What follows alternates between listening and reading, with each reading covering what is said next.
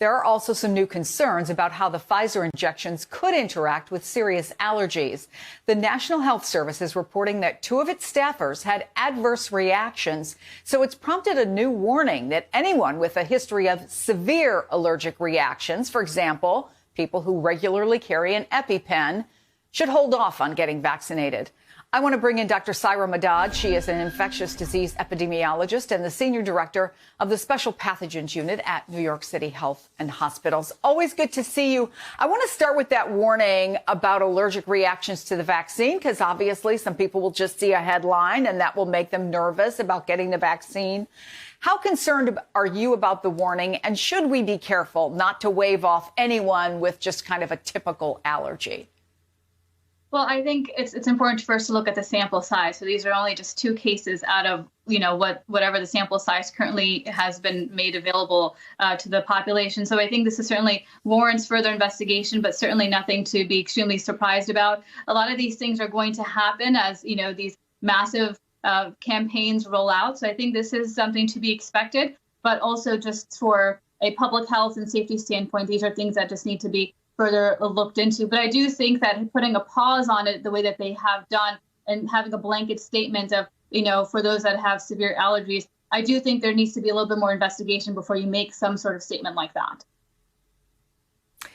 You're an epidemiologist, not a logistics expert, but as we get ready to start vaccinations, what do you make of the Biden plan for 100 million COVID shots within the first 100 days in office, and our capability to get together logistically so that can happen and frankly, have the supply of the vaccine? Well, I think it's important to mention this is obviously a huge, massive undertaking by public health and healthcare systems. And this is not just providing a vaccine to 330 million Americans one time. This is doing it twice in a matter of 3 weeks. And so, and this obviously is going to be phased out. So this is a huge effort. There's a lot of logistical constraints behind it. So it's not just about the cold storage and the handling that everybody's hearing about, but once it actually hits healthcare systems, there's an entire process that goes behind the scenes in terms of making sure that we have the capability and the staffing to be able to do the handling, to administer the vaccine, and then to actually bring individuals to get the vaccine, because we know that we can't bring the vaccine to people. People have to come to the vaccine because of these requirements. So there's an entire process that has to go on behind the scenes that is happening right now as we speak across the nation. Yeah, and we know there's only so many doses of vaccine. There's going to be this intense competition for the vaccine supply. And this morning, Politico is reporting that the U.S. could be, and I'm quoting here, heading for a vaccine cliff this spring, with shortages forcing hundreds of millions of Americans to wait for shots and intense global competition for limited doses. I'm sure you saw that the former FDA Commissioner Scott Gottlieb, who's on Pfizer's board, confirmed to CNBC yesterday that the administration turned down a chance to lock in more doses, presumably betting on other companies to win approval for their vaccines. But right now, with just 2 in the immediate pipeline, could we be heading for a serious shortage of shots? Well, I think we should expect hiccups and, these essential, these issues that we're having with the rollout of these vaccines. I mean, these are manufacturers that are going to hit supply chain constraints. I think these are items and issues that are certainly not new.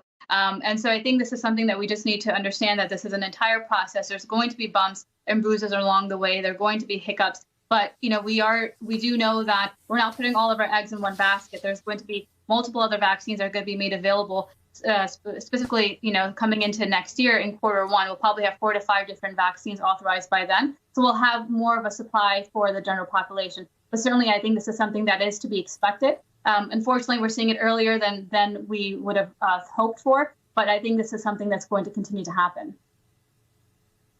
And in the meantime, we've talked about this so much, we still have a number of months to get through. And as of Tuesday, the U.S. surpassed 15 million known infections, which means 1 out of every 22 Americans have now tested positive. And how worried are you that we still have the holidays to get through and that the case surge that's expected to come from that will top anything that we've ever experienced?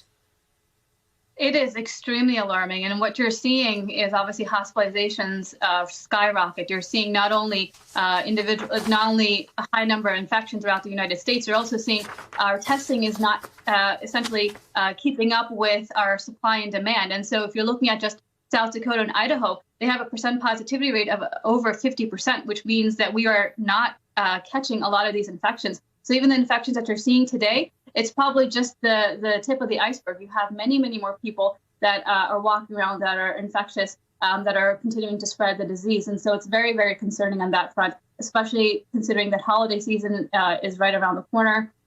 Hospitalizations are getting overwhelmed. And what you're going to also see is the standard of care, obviously, is not going to be optimal, especially for the individuals that are sickest, because ICU capacity is constrained, staffing is constrained. So the level of care that you would normally expect when the sky is blue is not going to happen in these healthcare facilities. And that is going to increase morbidity and mortality across the board. Dr. Saira Madad, always great to have you on the program. Thank you so much. Hey there, I'm Chris Hayes from MSNBC. Thanks for watching MSNBC on YouTube. If you want to keep up to date with the videos we're putting out, you can click subscribe just below me or click over on this list to see lots of other great videos.